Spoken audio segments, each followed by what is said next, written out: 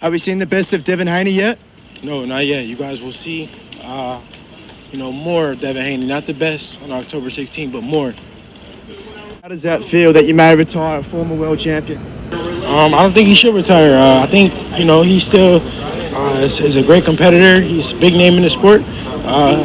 Just because he loses to me doesn't mean that he needs to retire. Welcome to another installment of Turn Up the AC Hot Takes with Reason on a solo edition. So you just heard Devin Haney talk a little bit about George Kambosos as he was arriving in Australia. He was interviewed as he was walking through, looks like the terminal, and it's a 2.5 minute interview so I'll put the link in the description below so you can check it out if you want to. Devin Haney comes into this bout, 28 wins, no losses with 15 knockouts.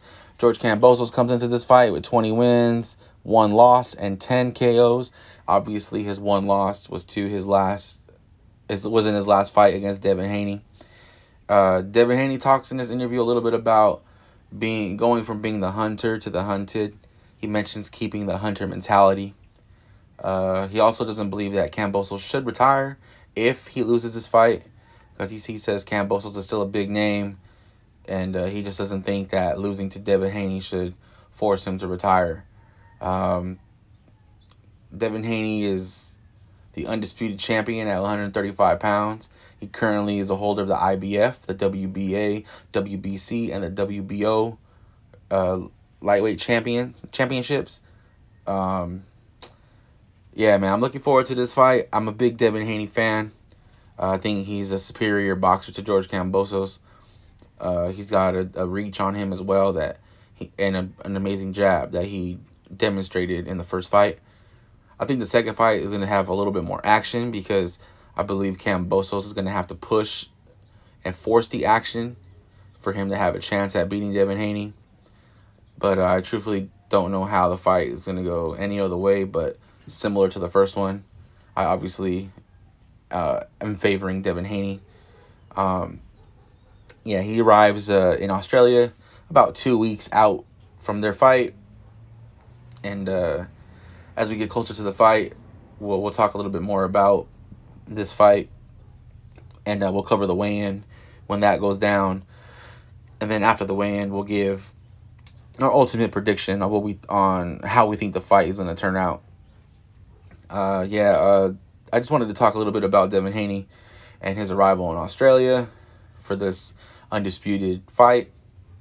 There's a lot going on in the 135 division. Devin Haney mentioned in the past that he only has a couple more fights left in 135, and potentially it's Kambosos and then Lomachenko next, and that would be at 135. Because he previously mentioned the only fights that interested him at 135 was Loma or a Tank Davis fight. But now Shakur Stevenson just moved up to 135, and he obviously wants a shot at the champ. Devin Haney is the only champion in the division, so everybody wants a piece of him at this point. I don't see the Shakur Stevenson fight happening yet, not anytime soon. I don't think that fight will happen until Shakur moves up to 140. But that's a different topic for a different day, because I just don't see Devin Haney staying at 135 for much longer. I really think he's going to stick to what he's been saying after the Kambosos fight. If he's able to get the Lomachenko fight, after that, I believe he's moving up to 140. And that's what he said he was going to do in recent interviews, and I think that's what he's going to stay with, at this point. I don't see why that's going to change. But, I just wanted to talk a little bit about Devin Haney and George Kambosos and their second fight. So go ahead and check out that interview. He talks about a couple other things in there.